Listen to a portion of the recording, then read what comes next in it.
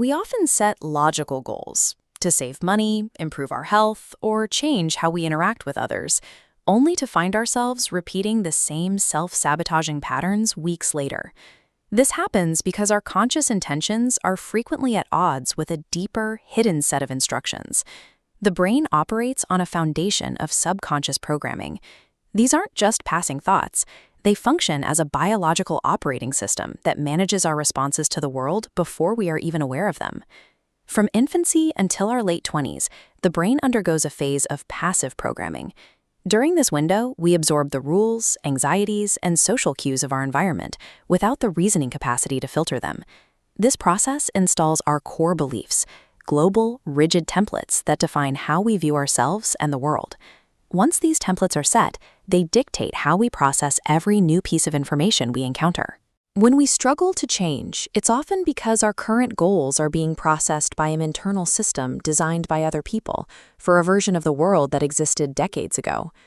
Beliefs do not exist in isolation. They function as a lens, forcing the brain to prioritize information that confirms what we already believe to be true while discarding anything that contradicts it. This biological filter ensures that if your core belief is negative, your brain will magnify a single criticism while deflecting a dozen compliments. It isn't an error in judgment, it is the filter performing its programmed task. For example, if someone harbors the belief, "I am inadequate," an everyday event, like a friend failing to say hello in a hallway, is immediately processed as a deliberate act of rejection rather than a simple case of them being in a hurry. We perceive a world that has been heavily edited by these filters, making our subjective experience feel like an objective, unchangeable reality. Many of us carry dysfunctional core beliefs that act like system errors, the feeling of being unlovable, the idea that success is dangerous, or hypervigilance towards social judgment. These beliefs are locked by the habit loop. Facing a cue triggers a craving for safety, leading to a response that provides a biological reward. These loops reside in the basal ganglia, which prioritizes emotions over logic. Here, familiar pain feels safer than unfamiliar rest. This is exactly why we remain stuck. The brain is biologically wired to prioritize the safety of a known negative state over the perceived threat of the unknown. When we try to challenge these deep-seated beliefs, the brain deploys cognitive distortions. These are active defense mechanisms designed to pull us back into our established safety zone. Catastrophizing is a common example. The brain ignores realistic outcomes and manufactures the worst possible scenario, creating enough anxiety to prevent us from taking any action that might update our internal code. This internal resistance is powerful. Your biology will warp logic and manufacture discomfort just to keep its original programming intact.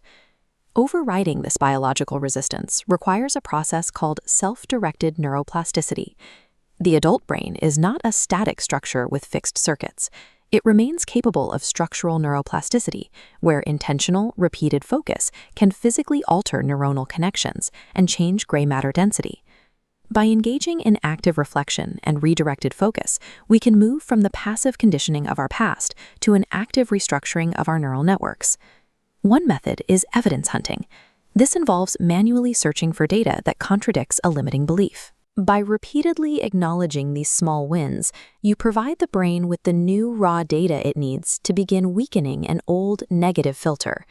Peer-reviewed research published in the International Journal for Multidisciplinary Research suggests positive affirmations and visualization create stronger neural connections.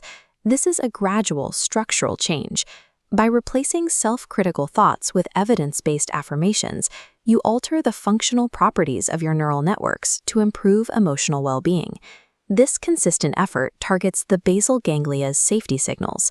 Over time, the reward of a new, healthier behavior begins to outweigh the old biological drive for withdrawal, allowing new habits to take root. This practice of mental auditing aligns with the ancient instruction, "Know thyself."